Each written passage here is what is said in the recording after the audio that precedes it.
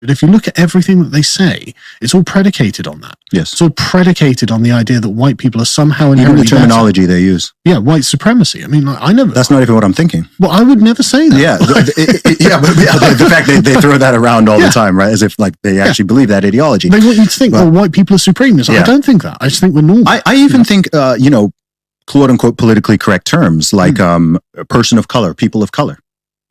Because what that is saying is all that means is non-white. Yeah. So the reason that term bothers me is because it's simultaneously way too broad and way too specific. So there's no term for non-black person. Yeah. Right? There's not a term of like everyone who's not black. Why would there be? Yes. Why would you need one? Yes, but there's a term for everyone who's not white. Yeah. Right? Whether you are you could be Arab, you could be Latino, you could be mixed, you could be indigenous, you could be Asian, all sorts of Asian, you could be Indian, you could be Pakistani, you could be African, you could be Caribbean, what you all fall into that people of color basket. Yeah. Which to me, I'm like, okay, so you're saying it's like white people and everybody else. I mean, I don't know globally what percentage of the population, quote unquote, white people are. About 13%. 13%. I was going to say probably under 15% globally. So the vast majority of the world, according to this labeling, is people of color. But at the same time, it's also way too broad because then you're also lumping in all of these completely disparate groups. Often you hate each other. Often you really don't like each other. They don't have anything. There's no sort of through line between Indians and Nigerians and Pakistanis and Iraqis and Peruvians and Colombians. I'm like, what is this term? Right? Like people of color. And they say it as if it's just this sort of, this block. This sort of block. And I'm like, what does that even mean? But that's the thing. You can see what they're trying to do is bring into coalition non-white people against white people. Yes. I mean, why would you? And like you said, that absolutely puts the idea of white people on a pedestal. So no, we've got to bring the entire rest of the world into agreement against you. It's like, that's wild. Like, why would that be the way you think? But it has to be predicated on the idea that they think that white people have some sort of special superior place in the world. And that's just not true. Yeah, well, they say it. I mean, they use the term white supremacy more than anybody. It's also strange because prior to about 7 or 8 years ago, I want to say there was like at least a decade period of my life where like I almost never heard the term white supremacy. And then it sort of came back into the lingo in mid 2010s and they started using it in this new way, which simply means, well, it can literally mean, sometimes they use it to mean anything that's good. Sometimes they're literally like, here are examples of white supremacy. Being on time. I know. Hard work ethic. Saving for the future. And I'm looking at this like, I'm a white supremacist and I didn't know it. I'm like, wait, hang on here. Are these not just things that make an individual or a community more likely to be successful? Yeah. And you're calling that white supremacy, or it's just a room of people and it's predominantly white, and that might be in Ireland or England or Sweden. And it's suddenly like, oh, this is white supremacy. I'm like, no more than if you took a photo of a boardroom in Nigeria. And no more than that photo is black supremacy. No one would look at that, or look, here's here are MPs in China. No one would look at that. Oh my gosh, look at this Asian supremacy, right? Where's the diversity? It doesn't make any sense. It doesn't make sense. But then when it comes to European nations, or predominantly white countries, there's this weird. And what's even weirder about it is, I must say, it mostly comes from white people. Oh yeah.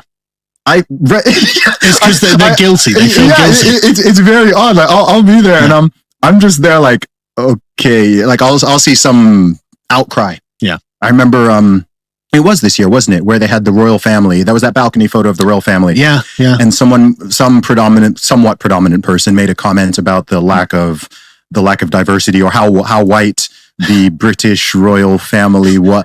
And I'm genuinely just like, what on earth are you What are you talking about? What I love about this is that it's that point that you're like, oh, the exclusivity of the royal family has gone too far, is it? It's like, no, bro, you don't understand how exclusive this family is. Like, to get into the royal family, you have to marry into it. You know, there's no diversity hiring in the royal family. Yeah. You know what I mean? Like, you can't apply to join it. I can't join it. It'll forever exclude me, and you know what? That's fine. Yeah, like, it's not about the color, but I mean, it's for these people. But the thing about this is that the alternative, so you notice that what we're using here are categories, but like as you said, they're at once insanely specific, but also ridiculously broad. Mm-hmm. So they reference something that's a really, really shallow description of a person, but also it includes literally everyone LGBTQ. on Earth. Welcome back to Breakdown Friday. Joseph Ward, Patrick Irvin, Professor Carl Tone Jones, and we are here once again to talk about white supremacy, because this is a very interesting clip that we just watched. The black guy, I think his name is Zumbi, and they're talking about white supremacy as if it is a myth. So wait, you said his name was Toby? Zumbi. Oh, I thought I heard Toby. I believe. Look at you. So I thought I heard Toby. My fault. He and the white guy are talking about white supremacy as it's a myth in the mythological form. They did have some good points that we hit on, and some of the points that we hit on last week about lumping non-white people into one group. But the overall tone is that there's a group of liberal white people who are talking about white supremacy, and the way that, and the picture that they're painting of white supremacy leads Zumbi and the other guy to think that, well, white supremacy isn't real, and gives them talking points, you know, making jokes and making fun out of it. And so, of course, we're here to break this thing down and make some sense out of this and put things into context. I had a question real quick. Go ahead. Do we know if Zumbi has all of both of his feet? Zumbi, I don't know. I don't know, bro. We're gonna find out as we talk. So, I mean, well, go ahead, and since you already started, go ahead and tell us what's on your mind, brother. What do you think about the video? What do you think about the discussion? I was just curious because you said his name was Zumbi. I thought I heard. I think it's Zubi. Zubi. I think I might have said it wrong. It might be Zubi or something like that. So, and I don't want to disrespect the I know I'm messing his name up. I'm not trying to mess his name up on purpose. Yeah, I don't want to disrespect the young man by picking on his name, but I thought I heard Toby, which prompted the question of, did he have all of both of his feet? And what was his experience like before the interview and after the interview? Like, were there people on the other side of the camera? So, it's just a lot of interesting questions. They did make a lot of interesting points. Mm-hmm. I think, and it's funny, right? Because when you hear two wildly uninformed people talking about a subject, it's always interesting when they accidentally make a point. Because like the big part of their grievance seemed to be with white people, and I agree with that. Especially when you start talking about people of color. But this is where it's like y'all are wildly uninformed. People of color was actually a term created by black people as a part of trying to build a coalition. They moved away from it because white people did exactly what y'all are doing right now. They started talking about it while being wildly uninformed and just started using it. Right. And it became what y'all are complaining about. Same thing is happening with BIPOC currently. It was started by people, a group of people that wanted to strengthen the alliance between non-white people. So it is intended to be a reference to non-white groups. And then white people Columbused it. And so now we're moving on to another term. And my question for black people becomes, why do y'all keep white people have been Columbus and stuff consistently? So I don't know why we keep trying to find a way to create something that's uncolumbusable, but whatever. So I'm trying not to go too, because it's interesting, right? Like white supremacy, I don't consider myself a supremacist. I don't consider myself supreme. I just consider myself normal. Well, yes, that's a part of like white supremacy. White people don't have to think they're supreme. They're the standard. The standard doesn't think that there's anything special about it. It's all of the people being measured against it. Right. So it's kind of, we get it. But one of the things I agree with though is that I do think that they're asking the way they're positioning it. I think black people need to ask themselves that question. Why do we feel like, and I know we have, but I'm saying like, I think as a community, we need to ask ourselves these questions. Why do we use the term white supremacy? Like, if you haven't thought about that and you're just using it, why are you using it? Right. What are you referencing? What are you talking about? When we start talking about, you're hearing black people using BIPOC and people of color, what are you referencing? Why is that necessary? When you hear them talking about success, like we know we can talk about why that's dangerous because, again, we're talking about white people to being the standard. But as the average black person, what does that mean to you when we start saying, well, these are just the things you have to do to be successful? Successful according to whom? How do we define success? These are all part of this conversation that centers around white supremacy. And contrary to what they both said, you do hear Asian supremacy. You don't hear it that frequently, but you do hear it. Right. And I have heard black supremacy. And contrary to also what they were both. So, and this is where I'd be like, the white dude must have grew up in a James Baldwin type situation. Because I'm sending strays to everybody. I got to chill out. Yeah. So, but I'm like, if you're a black person and you grew up, well, I don't know, because maybe he's not in America. So maybe they're talking about on a global stage. Let me say this. If you're a black person in America and you went through a period of your life that amounted to years and you didn't hear anything about white supremacy? Hey, what that say about your situation? That, I mean, you're experiencing proximity to whiteness is the only thing that makes sense to me. Yeah, I've never gone a year without hearing about white supremacy, and I'm 40. So, yeah. Now it's an interesting conversation that they were having because, like you did say, it's coming from ignorance of them not really knowing what white supremacy is. They're framing white supremacy in more of a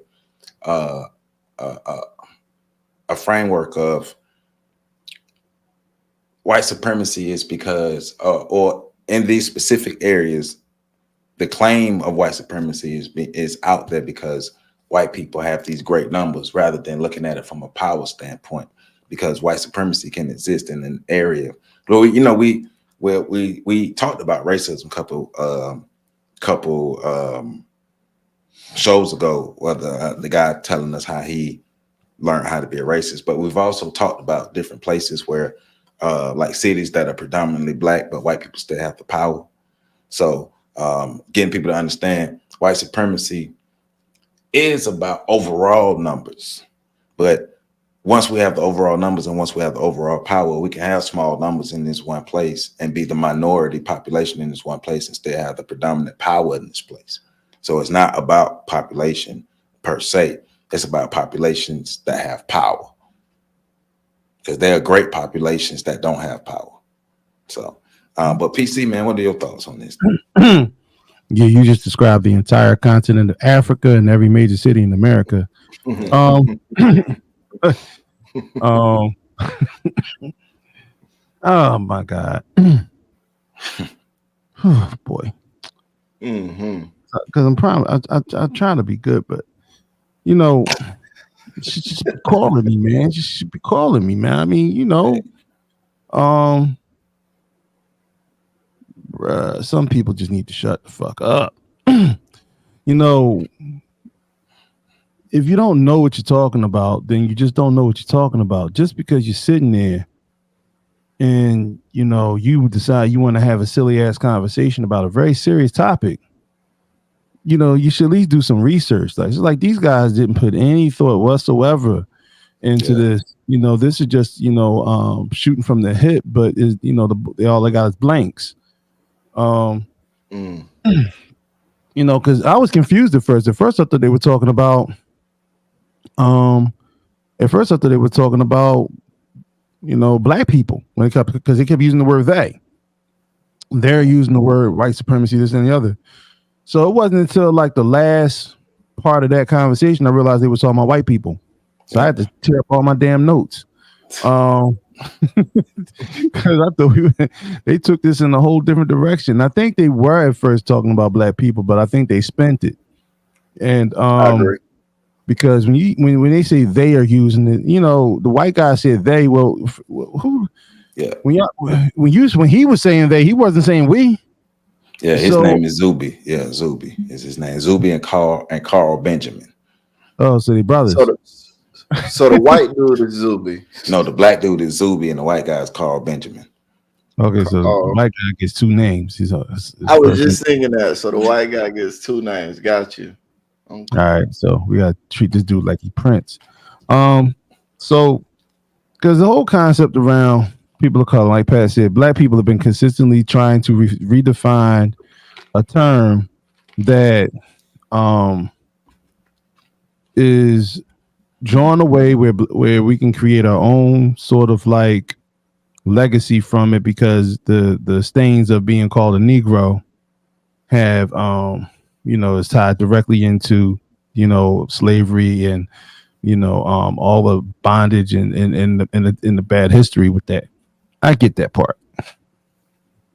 Same ones that said we can redefine the word nigga by just taking the ER off of it and just using the A and saying it with the A. But okay. But the same ones that'll be in the comments saying, well, black is just a crayon, it's a color, it's not really, you know, it's a racial construct. All of the shit is a social construct. They have real life repercussions come from these social constructs. Yeah, right. And that's all that matters. So, you know, I mean, like Pat said, they did stumble on some good things. Like there's no such thing as like a word for people who aren't black, like a universal word. But you don't do that for a group that has already assessed its dominion.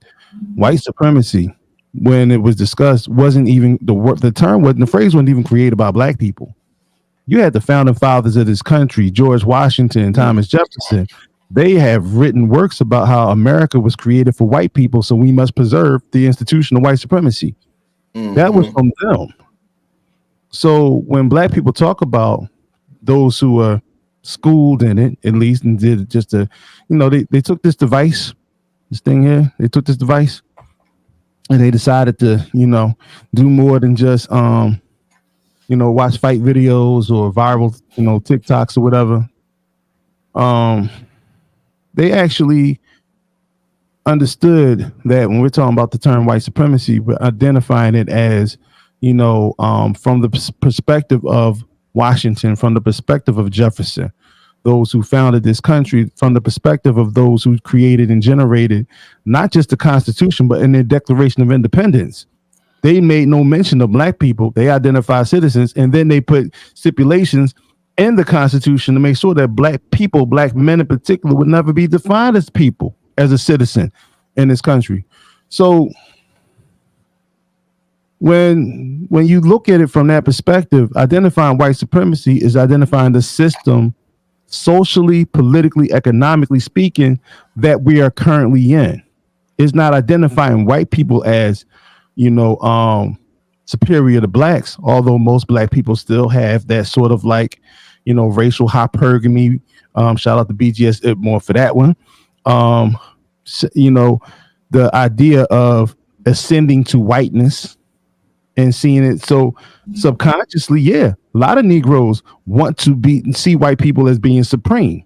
So changing what we call it doesn't change what it is. Right. You know, and people who do that try to escape the fact that white folk, while racism is a structure, a system of power, of power and controls that they created, it's up to the people that's affected the most by it to change its effects on them. Mm-hmm. And we're too used to trying to have these silly ass conversations, cross table conversations about the social aspect of racism, white supremacy. And when you throw racism in front of it, it totally changes the whole dynamic of that phrase. Shout out Elder Neely Fuller for that phrase. For phrasing it that way to make it more understandable. When you have that concept, when you understand that, it's up to black people to change their power dynamic. But you can't do so by only seeing it as a social issue. Well, yeah. Because it's a power issue. Right. And as Pat was saying earlier, I think you were saying it too, Joe, you have these spaces that white people are the minority. And globally speaking, white people make up like 13% of the global population. They're the minority. That's one thing that they did. Well, and because I watched the whole video, that's one thing that they tried to use as a buffer or red herring to get away from talking about what white supremacy is. Well, looking at the global population, that the majority of the world are people of color, right? But yeah, I saw that. Yeah, I saw that. How does white supremacy get to exist in a world where they are the minority population? You control access to resource. Mm-hmm. You do what the old was it the proverb about the elephant, in which when the elephant is a cub, you tie the elephant to a pole with a small rope. Elephant is unable to break from that. You beat that elephant every day and remind them that they're unable to break from that. And it gets to the point where eventually, no matter how big and strong the elephant gets, the elephant, as long as it's tied to that pole, will never think it's strong enough to break free from that pole. And that's where you have a small person or a small group of people maintain its dominance. And I will say, these white folk are willing to go a lot further than we are. So they're willing to go a lot further than we are to keep us in this position than we are to get out of this position. Right. And I'll hand my plane right there for now. So, because we're talking about psychological, because what is white supremacy?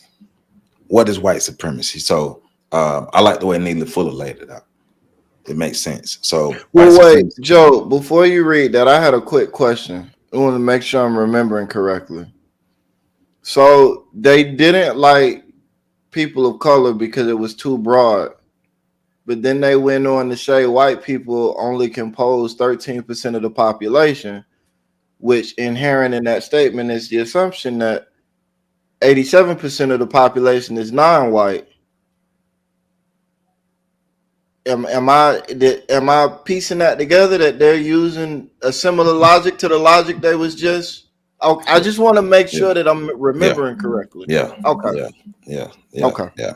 So laying it out. So the way Neely Fuller explained white supremacy, it's white people having power and being dominant over black people in all areas of human activity, education, economics, entertainment, labor law, politics, sex, religion, and war and counter war, right? Having power over all of those areas. You can add culture in there as well, but it's also having power coupled with psychological conditioning. Because the psychological conditioning helps to keep black people oppressed, helps to keep black people on bottom, helps to keep black people in the subservient place dependent upon white supremacy. Along and using your power to enact all type of laws and policies and different things throughout the centuries to destabilize black communities, destabilize black families, redlining, casual killing act, black codes, welfare, mass incarceration, war on drugs, all these different things that were placed socially. Since you want to talk about social constructs, all these things that was placed socially that destabilize black families and black communities, because one of the biggest things that we're dealing with now is the fallout of the destabilization of the black family. So that's why we have We went from having the highest marriage rates to the lowest marriage rates, and Black people don't even want to get married no more, right? And so, but when we look at the power aspect, let's look at the legal, the legalities of the laws, how laws were constructed, how laws are still constructed. Sundown towns, that's allowed, right? Being able to eliminate and delete Black people and get away with it, and have lynchings and burnings in the city. And then remember, what's my word? Racism changed over the years. It got better. It adapted. It got better. It evolved. It refined itself. So it's no longer the predominant look of racism is, or even white supremacy rather, is no longer white people out being violent against Black people. It's white people using the system, using laws, using structures to maintain their power, make sure you control the governments of the world. Well, Joe, so, and I want to just say this, because not that I disagree with you, I just disagree with the verbiage. Those are forms of violence too. Those are considered forms of abuse. So therefore, there's forms of violence as well. Economic violence, political violence, environmental violence. I said it like that just for, and thanks for that. Thank you for that. But I said it like that because, kind of get people to kind of look at it the different, because, when we think about it, I want them to be able to see the difference between the physical force and the new force now. But thanks for that context, because those in itself are violence, but that's not the violence that we're used to. And the only reason I say that is because I don't want people to start thinking like, because we always seem to have, like, every third generation this group of young Black people who think racism doesn't exist anymore because we don't have lynch mobs on pickup trucks. Right, and that's what I'm getting at. And the vitriol that comes with it, the vitriol is still there. They've just been more nuanced with the vitriol, and far more effective, I might add. And we can condition you all to kill yourselves and put you in environments, manufacture these environments, put you in these environments, and add all type of ills, drugs, guns, poverty, all these different things into your environment. You all will start to eliminate yourselves. That's part of the refinement of white supremacy. But they also you all talked about white people or liberals hijacking Black narratives. And that's how, basically, that's the base. That's the ammunition that they have for this conversation, because Black narratives have been hijacked by the liberals, by the people who's supposed to be the allies to Black people. And so now the way they frame white supremacy, the way they see white supremacy, the way they look at it, because, we got to check these white women who are social justice warriors when they are all out there talking about how, basically they're trying to make it seem like the white man is the sole enemy, the sole perpetrator of white supremacy, racism. And it's like, no, the white woman was by his side helping him. Now Rachel Dolezal, she was on OnlyFans getting that paper. But it's like making sure we understand our history correctly. White women were not our allies. White women also participate in the system of white supremacy. How can the system of white supremacy exist if white women are against it? How did it last so long if white women are against it? They were the number one killers of Black women. So many Black women got panhandled, the back of their heads with cast iron skillets while they were working in the kitchen. The numbers are untold, unheard of, and nobody talks about that types of violence. So I just wanted to throw that in there. Right. No, I mean, I agree, because I think this is what we had this conversation about intersectionality, because white women have managed to find a pass at every juncture. Yep. We used to have this conversation all the time. I mean, well, I guess that was ancient history, because it was prior to Trayvon Martin. Black people and white people all got along great prior to Trayvon Martin. But like it used to be a common thing to hear people saying most of the major black atrocities that have happened in black communities stem from a white woman. Mm-hmm. Like we used to understand that white women crying is dangerous to every black man within 100-mile radius. Yeah. And not just black men, but black boys too. Black women, maybe you didn't get killed, but you got fucked up, and you some of y'all got killed too, and then they'll face worse than death. Mm-hmm. Like being and having all these like white women tears. Look, use your G's. I'm sorry. Like being great and all that other stuff. I'm on record as saying like white men don't scare me. White women do. Mm-hmm. I've never seen a white man and been like, I'm worried about what he do. Well, but when I get around white women, I get nervous. Going back to Rodney and I's video yesterday, we and PC bring you up to speed. We were covering some an article from Dr. Tommy Curry, and it was talking about the victimless victim black men. One of the specific stories, because he told two parallel stories. Basically, Willie McGee, the black man, he was a handyman. He was hired by this white family to fix stuff. But the white woman for 2 years was making advances towards him and taking advantage of him. And they was, doing the horizontal poker. She was taking advantage of him. And under the threat of him being accused of raping her if he resisted her. And one day he was over there and doing what she forced him to do. The husband came home. Well, guess what she said? We know what she said. Guess what she said? And he was eliminated for it. That's an example of white supremacy. I mean, the youngest person to actually face the electric chair was William Stenton. He was a 14-year-old boy. And he didn't even have the opportunity of testifying in his own trial. And I believe that happened prior to, I think that happened prior to Emmett Till, if I'm not mistaken.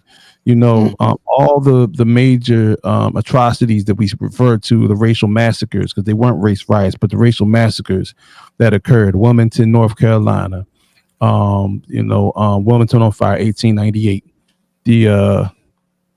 where the whole story was about white, a brother that owned the newspaper down there, corrected people when they were saying they were creating a fury and they were creating a propaganda that black men were terrorizing and snatching women off. This predated the birth of a nation in 1915. So this whole narrative was put in place in the comics of the white newspapers. And the brother wrote one article that said it's not black men who are the aggressors, it's white women who are the aggressors. They burned his newspaper down. They chased him all the way to Philly. In the meanwhile, at the same time, utilized the opportunity to have the first known political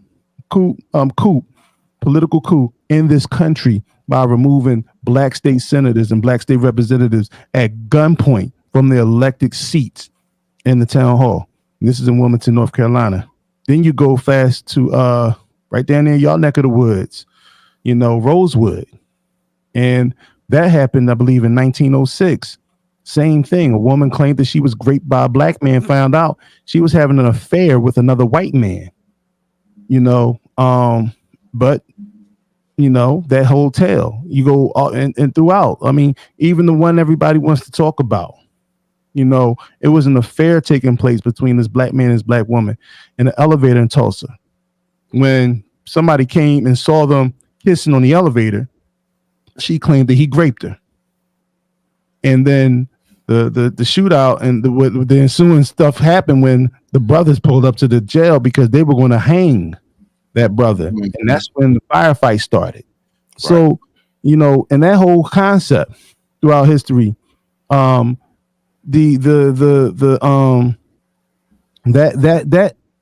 goes back to the plantations, to the same type of story you just told, Joe. And So go ahead. I'm sorry. No, just for the sake, because and for the people who may say, well, you all are talking about stuff in the past, like give me examples of white supremacy now. Well, the fact that white America still has a 400-year economic wealth gap. I mean, a wealth gap, and they still have that, and there has been no redistribution of resources. There has been no reparations. Has been nothing to fix what has happened. That's a clear example of white supremacy still existing, because if they redistribute, they won't have the same power. And no intention. Right. Black people, and this is the whole concept towards Black people going towards, asking for reparations. You're never going to get it asking for anything. Right. And, and you can point to there's no guilting the devil. And I wish Black people would understand that. And they always want to appeal to the conscience of the devil. The devil has no conscience. So the fact that Black people are still out here, we can prove this and we can prove that, and we're going to have all these hearings. That's good. And I don't understand. I listen, I support your fight. You know what I mean? But I consider it hamster wheel liberators or hamster wheel revolutionary. Because you're moving around, but it's a lot of movement, but you ain't going nowhere. Right.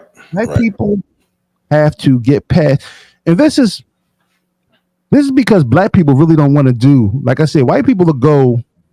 The one thing I'll give them credit for: the European has been at war with each other since the inception of their history. You can't go a year without any parts of Europe or Europeans around the planet in the last 5,000 years of their written history without it noting them fighting each other. But when it comes to consolidating and putting all that shit to the side, because they become a united front when it comes to addressing us. When it comes to addressing Asians, when it comes to addressing other groups of people, they become a united front. They put all that to the side. We do not want to put aside the petty differences we have. And I get it. It's been programmed for a long time. Fuck that nigga. It's been programmed in us a long time.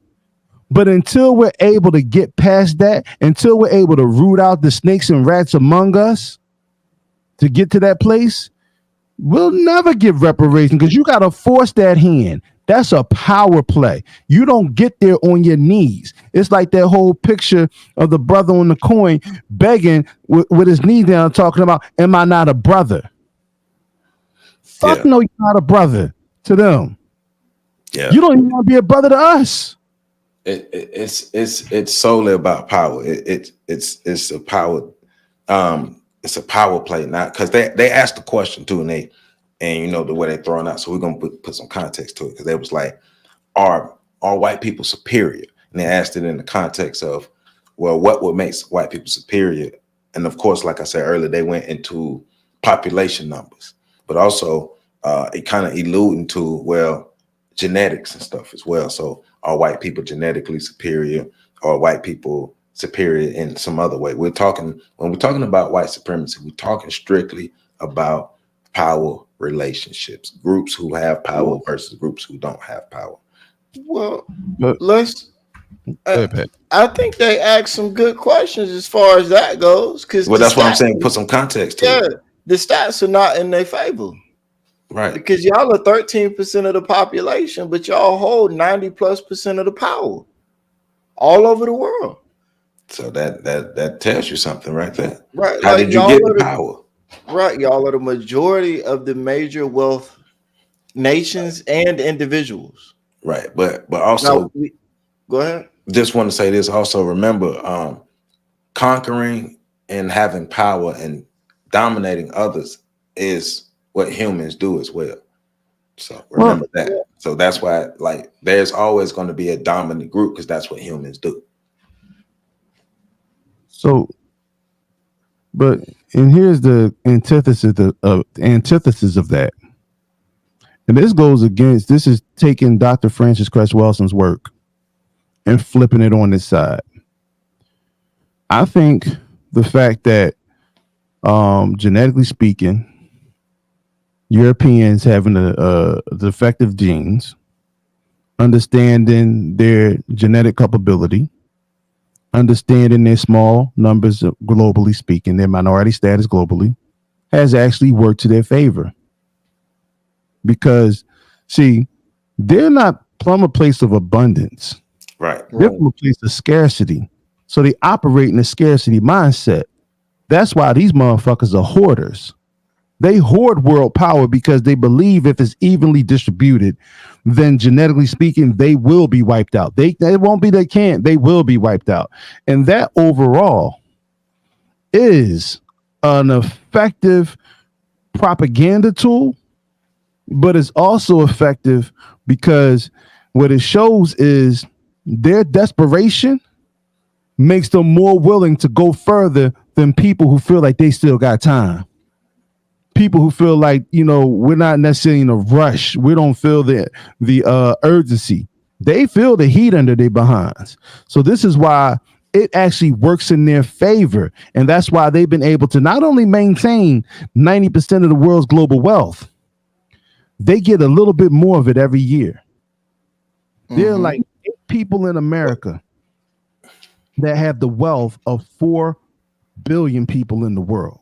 But why for my whole life, Black population numbers have been stagnant around between 13 and 15%. We are not eliminating enough of ourselves like in the streets like that for those numbers to be there. But that also adds in the Planned Parenthood element, right? And so now we're talking about population control, because who was behind Planned Parenthood? Margaret Sanger. And population control is one of the things that they were about, especially keeping a population of people that you saw inferior in control. You saw them as animals, and you wanted to keep their numbers at a manageable range. So think about over the past 40 years, our numbers have been stagnant. We're not eliminating enough of ourselves for that to happen. Go look at the numbers. Well, yeah. And there's a lot that's happening though in terms of so Black people need to understand that it's a competition. Right. And I understand Black people don't like to compete against others. Well, never mind. I was gonna throw another shot. All right. So, but look, other groups are making babies. Hispanics are making a lot of them. Asians are making a lot of them. Asians, I believe, are the fastest growing demographic in America. Sprinkle.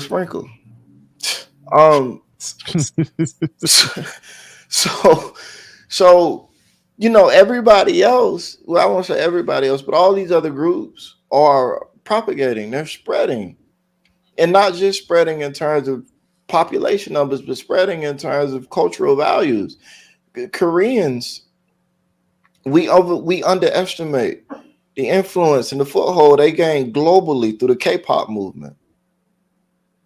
Like culturally, they influenced a global generation through music that made them look amazing. What did our music? How did our music make us look globally? I think we don't control the things that we create. But that's part of it, right? Like, so everything we're looking at, and then when we're having these conversations about supremacy, right? People get so caught up on the that's why I like domination, but they get caught up in that too. But when you start talking about supremacy, people start thinking, well, you ain't better than me. No, but okay, individually, maybe not, but collectively, their stats are much better than. Look, if you got two, we love having these debates about sports, right? If a smaller athlete is able to do more statistically than a bigger athlete, don't we still consider the smaller athlete to be greater? Yeah, right. He's supreme. We like to look at it different when it comes to the black white power. Like no, look, the white team is balling out. They stats is crazy. Yeah, the black team, y'all struggling to make the play. I say y'all, I'm not black no more. Y'all struggling to make the play-in tournament. We the Detroit Lions. Not this year's Detroit though. But because team-wise, the only other team we're doing better than is Native Americans. And that ain't even a fair comparison, because they done said that I don't want to play. Right. They didn't think fucking time. Right. and that and I ain't gonna lie, I can't even blame the natives, man. Even though some of y'all own slaves. I'm just gonna throw that in there. Well, yeah, that's the truth. Some of them did own slaves, but they were decimated. Oh, definitely. That's for trusting the white man. Well, some of them. Anyway, Guess who didn't learn from that? Yeah, well, we ain't learning from it.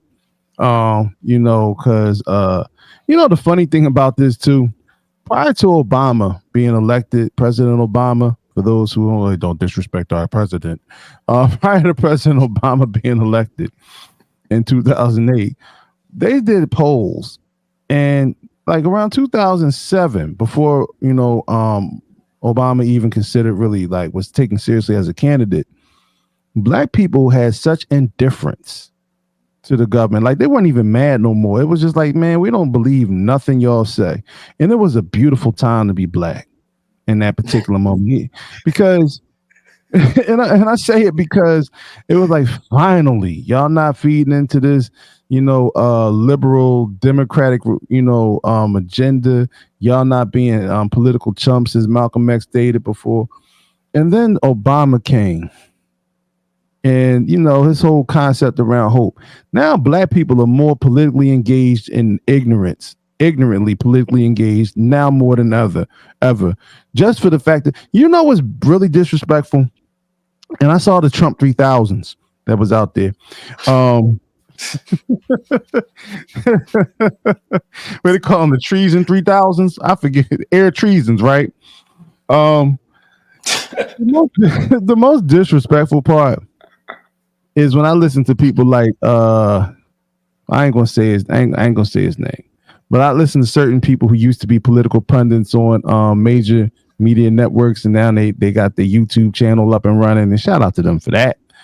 But I listen to them talk, and I listen to how they really talk about the need for the Democratic Party to infuse black voters. But they never, ever talk about what black people get out of voting for the Democrats. And I'm not pushing anybody to vote for the Republicans, because the Republicans flat out say, we ain't giving y'all shit. But it comes down to this. Until you force people to be accountable to you, they have no reason to be accountable to you. But I can't force you to be accountable to me when I don't have the power to. When you have supremacy over me because you have all the power and the resources to be able to defend yourself, and we can't properly defend ourselves. That's why we are at the level collectively that we are. Don't get it twisted that a couple people slip through the cracks and a couple people are celebrated by white America. Look at the bigger picture. Oh no, black people on life support, and Huey Newton pointed that out in the 70s. That and they used to have debates about taking the fight to the people and getting the people up, and Huey would say, why do you think we're opening up all these clinics? The black community is hanging on by a thread, and you can't get black people to fight in their condition right now. They're too sick as a people collectively. And I'm saying they, because I ain't I'm joking. But Malcolm even said you can't you can't what is the term? I had it on the tip of my tongue. But basically, you can't teach asleep people who are asleep. And black people are comatose in regards to this fight. And there's been a lot of work put in, and then you have the black politicians that do get prompted out there as black victories, and then look at what all the scandals they get in right now. So they become just as corrupt as some of these foreign dignitaries and these puppet regimes around the world who are bleeding their countries dry. You have people, black people in high places in this country bleeding their community dry over the most frivolous of things. And so, it's like when we finally get somebody in that position of power, they take it and turn it behind and start twerking, saying kiss whatever part that stop shaking. Lack of political power. We don't, but that goes back to conversations we keep having about the nature of power, which goes back into this conversation about white supremacy. What black people don't have power primarily because we don't want power. We're afraid of power because all of our interactions with power have been negative. And right. I think that's when we get into this negative connotation we have with power, this negative relationship and association we have with power. Even when we acquire power individually, most of the time we use it to bludgeon each other with. Right. So we start, and then you have those people that want to develop power as a community, but they're not forward thinking enough to understand how to do that. So then they look backwards, there's nothing wrong with that. You lose your memory, you have trouble planning your future too. That's been scientifically proven. Patterns create new patterns. So if you've never experienced something, but that's where you need your visionaries. Problem is, visionaries are usually siphoned out of the community and sent in the other communities to be visionaries for them. Sure. So then we have this situation where everybody, like, we'll use this example, right? The Black Panthers, right? People love trying to model what they did with the free health clinics, right? The free health clinics, as designed back then, would not work now. You know how we know? Because all of those free health clinics are not working now. That's how we know. Those clinics were designed to be community operated in perpetuity. I work at one. Those clinics, the Black Panthers went into those communities, they set the clinics up, and then they left them in the hands of the communities. Most of those clinics went defunct. Joe does work at one. Well, and we are, the clinic I work at is started by Black people. It's for Black people, but it's federally funded because that's the best way we can get funding to be able to serve our community, because the community is failing the community. So more to your point, and even the WIC program that they created, Women, Infant, and Children, the WIC program, the states control the WIC program. Why do the states control the program that was started by the Black Panthers? But and think about it, the Black Panthers was so bad and so terrible, so terroristic that their WIC program was good enough for state governments, though. But that's the thing. The legacy of the legacy of the Black Panthers has been carried on by the state, not the people that were intended to carry it on. And so when you start, like I remember we was having this conversation just last week, me and some guys here, and they want to, this is why it triggered me, because not triggered me, but it made me think about it. Because they were talking about, well, we need to create a new free health clinic.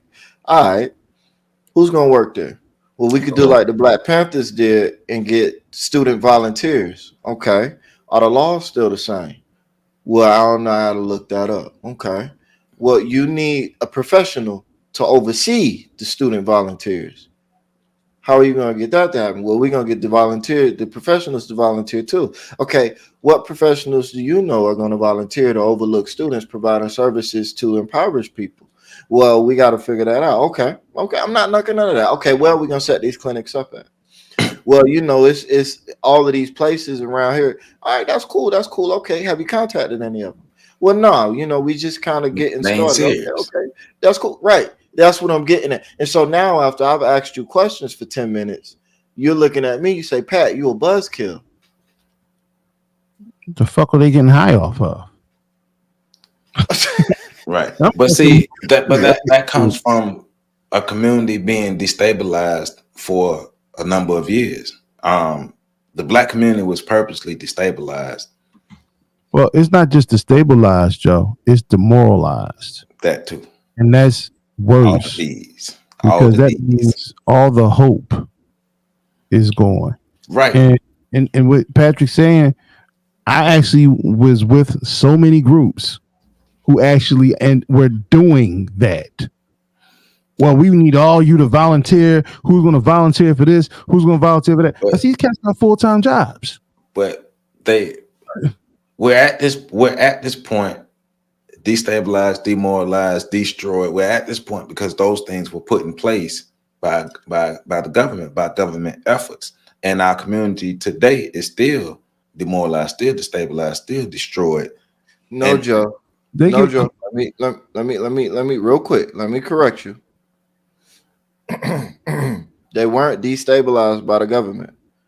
They were destabilized by white people who were supreme. That worked in the government. No. But that's, I mean, jokingly, but yeah. So the work what we were doing right out in West Philly, we had no funding. We put our own money into it. And I kept saying to the brothers, you know, what are we going to do about money? Well, we'll get to that when we need to. All right. Well, what are we going to do about money? Well, we need supplies. So what are we going to do about it? We'll get that when we need to. And then at the last minute, okay, brothers, we're going to need to all pitch in. No. Fuck all that. We could have been trying to figure out ways to raise the funds to fund this stuff before we got to this point. Now you want the same people who are sacrificing their time to put their money in, while we have people who are literally within the arm's reach away, within a hop, skip, and a jump away in our community, who are waiting for us to continue to pour. And what happens in those situations is you burn the people out that are willing to sacrifice their own time, blood, sweat, and tears, and in those communities. And while most people sit back and watch that work going on, and I was part of the people getting burnt out. And then you look back 10, 15 years of your life, you don't have anything personally to show for all the work you put in, because it's all burnt out. So it's like you are bringing logs to the fire. At the end of it all, when the fire's all burnt out, those ashes are your accomplishment. And that's what's been happening a lot of the movements that we've been having. Now, in terms of the white supremacists, when we finished working out there, they watched us. Now, I'm going to tell you, and this is the sickness of black people in regards to this, because forget white supremacy for a second. We have a problem with dealing with black inferiority and posturing and peacock. That's a byproduct of white supremacy. But here's where it festers. So the first week we were working in the park and people started coming out. The first week we started working, we had a sister drive through the park, right? Drive around. Yeah, I'm the mayor of this area. I just wanted to see what y'all was out here doing. The next week, we had a brother pull up. Y'all can't be out here doing all this, that, and the other. Why? I'm the mayor of this park. God damn, how many mayors do you have? Then the third week we were out there, other people started talking about the fact of critiquing us because they thought we were stealing their thunder. The problem is, while we were out there doing the work before we got there, nobody was doing any of the work. They just wanted the titles that came with all of that. You look at our politicians. Hell, you look at what's going on in Memphis right now. You look at that street shit that's going on. What have rappers always said? And I just want to get enough money out of this game to get my family up and out of the community. Now these motherfuckers are out here shooting and killing each other because now they could buy better guns, all this other shit. You know, they didn't get out the game. Their lack of vision didn't get them to see past the street shit. They still can't see past the street shit. Which is a byproduct that was designed for us to be here. We're not supposed to have power. When you domination, control, that's what the world has always been about. I want to say this, and then I'm gonna land my plane, because you know we could go on this topic all night, unless one of y'all say something that re-triggers me. I love the analogy of fire, right? Burning it all down. PC said it in his soliloquy. I love that concept because it applies so well to what happens in the community, especially we're talking about gentrification. Fire is nature's way of restoring the soil. You know what I'm saying? You burn down an area, the nutrients and the organic matter that's trapped in dead tissue and living tissue being utilized gets returned to the soil more quickly after it's released through fire. And I think there's a concept there. There's a story or a narrative there that we need to understand when we start talking about burning communities down and destroying things and things like that. I think that is something that we need to consider. Oftentimes, our rage is used to restore or to allow communities to become positioned in such a way that it's much easier to restore them than it otherwise would be, i.e., gentrify, or what is it? Urban planning? Is that what they're calling it? An example of white supremacy, the fact that gentrification can happen. See, alley-oop. I mean, also the fact that white people, more specifically white women, can co-opt black movements. White supremacy. How about the fact that these women could walk through the most dangerous hoods in America with a Pomeranian and be safe as hell? What happened to all the dangerous black people? Dangerous black people have enough common sense to know who to be dangerous with, and white supremacy, and the consequences. And as Bill Burr said, white women stuck their Gucci footed boot over the line of oppression and became ground zero for all of it. Look, pointing it right out. Bill Burr pointing it right out, giving an example of white supremacy. So white supremacy isn't defined by white people, white liberals who are co-opting black movements and co-opting black rhetoric, right? It's not defined by that. The fact that Zuby would even take that route shows you where his mind is. White supremacy isn't about just white people having large numbers in specific places. White supremacy is strictly about a group of people, mainly white people, having the power to dominate and oppress other groups of people, mainly us black people, because we're the ones talking about white supremacy. Other groups of people have more power, namely Asians, definitely more power than the Hispanics, but the Hispanics are building their power because they're working together. Why are we the only group who have a hard time working together? Now, part of that is our fault. Part of that is our fault, but part of that is the conditioning that has been given to us. So we would never become a group of people who can actually self-actualize and become powerful. The conditioning that we've received, no other groups of people have received. Black Americans, or especially even black people on the continent, black people throughout the diaspora, the condition we've received has been special, and it's been specified to keep us at a subservient level. We don't have power. We don't have the resources. We can't fight back right now. White supremacy. So yeah, it's not a myth. It's definitely not a myth. It's real. And don't listen to what them boys talk about. No, listen to them boys, but also remember those boys are social constructs. Yep. Hey man, I love that because people be acting like social constructs don't have real life consequences, but then they do have real life consequences if the consequences affect them personally. So Well, your second Ivory Towers. Your cousin is a social construct too. I bet you won't go do something with her. Hey. Some of them will. True. That is true. That is true. I take it back. Hey man, you know how we do. FetLifeStation.com. Link is in the description. Make sure you go check it out. PCB dropping the bombs over there. Do what you do. Support. Joseph Ward, Patrick Irvin, Professor Carlton Jones. We is out.